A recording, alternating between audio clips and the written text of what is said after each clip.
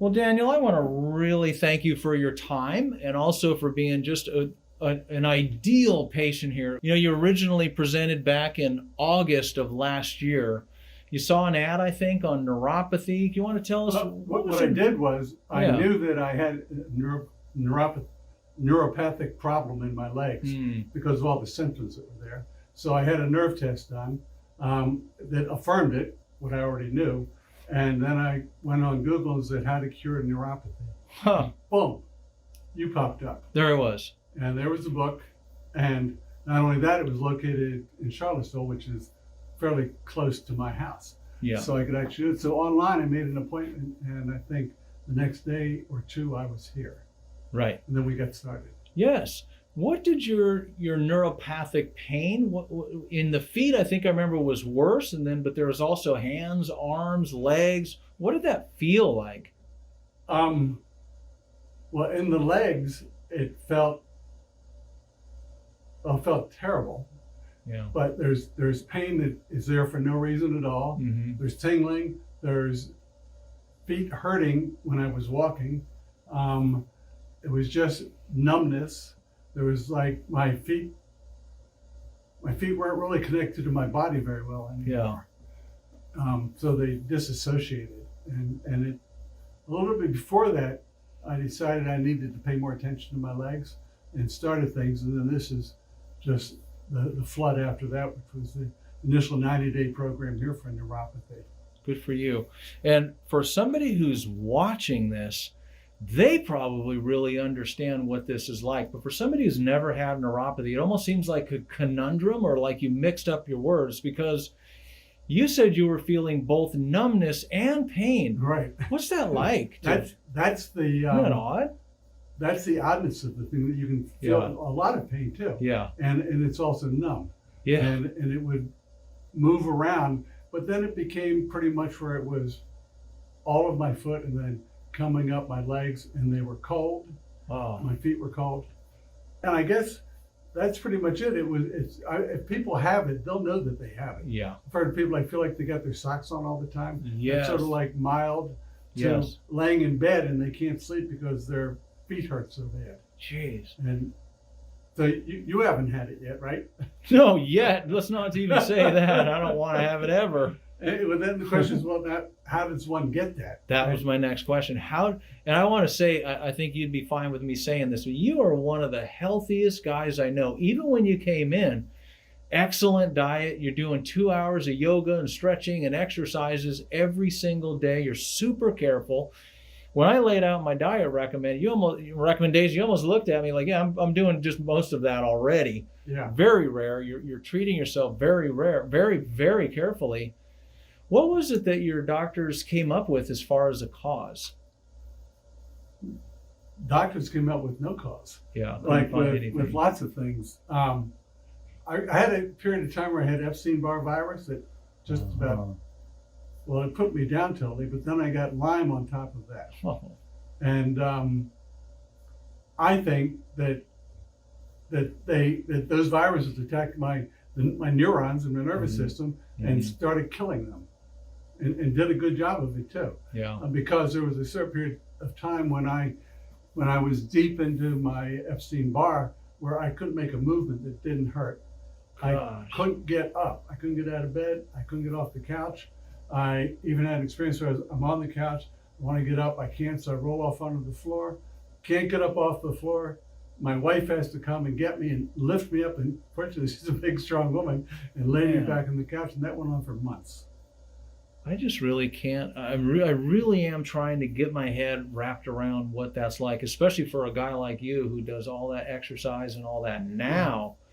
But that's amazing that it just really nearly killed you. Yeah, I mean, it was like, I didn't think I was going to die, but I thought I might be decrepit for the rest of my life. I can only imagine that. Which I didn't like too much. And I'd spent years building my homestead as well, working hard, doing my practice, that, and little bit by little bit, I'm still doing stuff until actually I couldn't do anything. Gosh, that's got to kill you just even psychologically. I mean, I know you, it's like you like to do stuff and you got projects, you got so many vision, such a vision of the way you see your homestead and your business that you're doing. What did the neuropathy, how, let's say you had a lot of numbness, you had a lot of pain at the same time. How did that affect your daily activities? Well, for a couple of months, there were no daily activities. Jeez, wow. And then I decided that I was going to work my way out of this. And so I would start working, building a fence with my friend Kevin to start with, and just went out there and did the work until I couldn't. Oh. And then I would lay down. And if I could get back out in the afternoon, which at first I couldn't, I would. And I just kept pushing that pattern. And I also did, what did I do? I did acupuncture. I did everything I could think of. Really? Yeah. To help myself cure. Little bit by little bit, I did get better.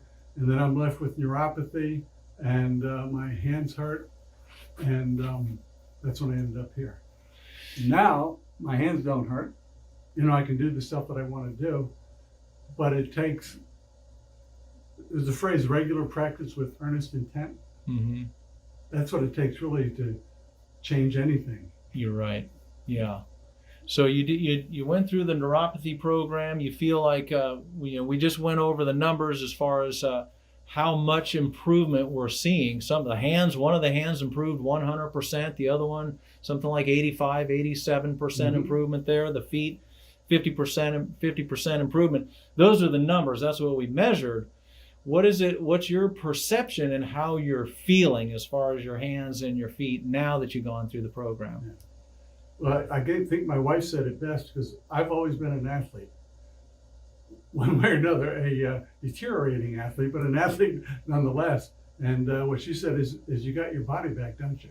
Huh. Which means since I started the neuropathy program here, and changed my diet, I also lost 20 pounds. Oh, wow. And my mobility increased dramatically. Yes. So that I can be back to doing the practices that enhance my life and that I love to do.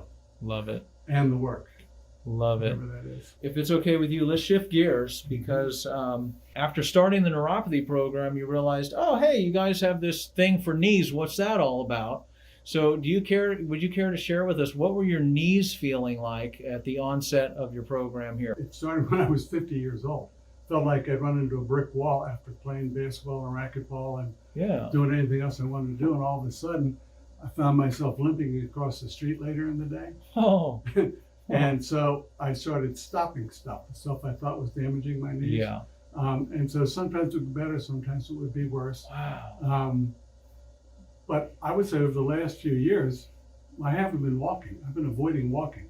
Like I would park my car close rather than have to walk farther. Wow. I remember we had some chickens and I hated feeding them because I had to walk down the hill to do it. Wow. And so my left knee is it's fine. It doesn't bother me at all. Yeah. My right knee still does. And even a few days ago, I went for a long walk. Yeah. And then it started aching. It ached for the next day. Did some little practices and rested. And it doesn't ache now. It's a little sore and it's a little swollen. Yeah. But sitting here right here, nothing hurts. So you say your left knee 100% better. The right knee, what percent improvement would you say you're feeling on that overall? Well, I am walking wherever I want to walk now. Nice. I even ran a little bit a couple weeks ago. Oh. A very little bit. Okay. All right. We got to start somewhere. But my squats and all the different mobility drills that I do are dramatically improved. Wow. So I couldn't really put a percentage onto it unless it was like I can now do things that I couldn't not do before. This is a perfect segue. What would you say if the top 1, 2, or 3 things that you did in this program? Because unlike many other patients that come in, you really do have a clue. You really do have an idea with all the yoga that you do, the stretching, the functional movements that you do, the very careful diet you're on. You really had a lot dialed in. So what are these 2 or 3 things about the program helped with the knees? I think the rebuilder helped with the knees, actually. Okay. It certainly helped with the neuropathy. Mm-hmm. I think the trigenics, Mm-hmm. the traction, Yeah. I like the vibration so much. I'd like to get one of those. You should get Yes, one. I Yeah. probably will. Yeah. So we have the trigenics, we have the traction, we have the vibration. I don't know about the adjustments. They're just Okay. sort of, they happen and then things get better. Okay. Awesome. It's okay not to know either. I don't know. It just all works. But I can tell with those other three Yeah, practices, cool. it's like, oh, that feels pretty good. Yeah.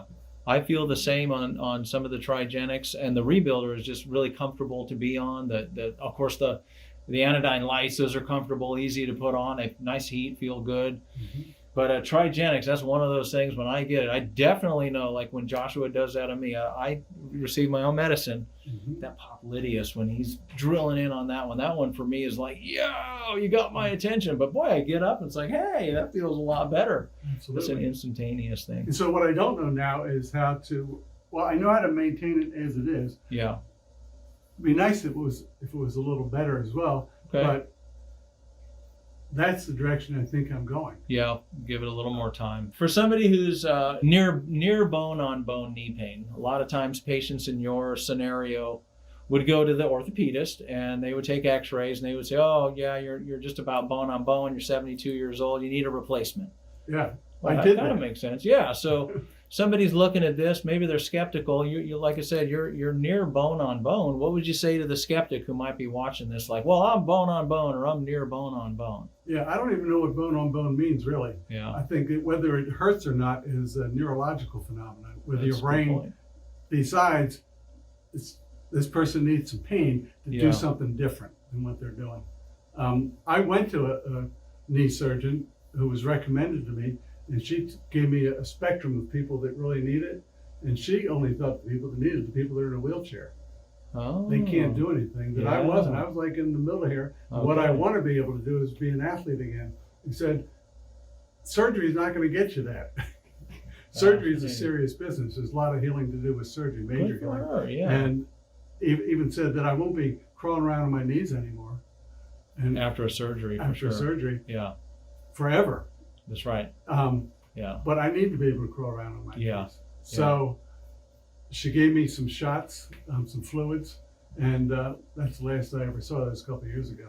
So I avoided, because of her, the surgery, which if I had that, I'd really have a mess here. Yeah. Right now, it's okay, and it has potential to get better. Good for you. So Yeah. Very good. Any last words you care to share for somebody who's might be watching this right now? yeah, even though as we get older, things are going to change, but it doesn't have to be catastrophic. We don't have to be decrepit if we're willing to do serious practices with earnest intent. Meaning, we got to really be serious about it. It's got to be important, and it's got to be more important than our comforts and pleasures, because it becomes our comforts and pleasures of just feeling good. That's sage advice right there, Daniel. Thank you so much for spending My the time pleasure. with us today. That was really good. That's a quotable quote right there, that last one.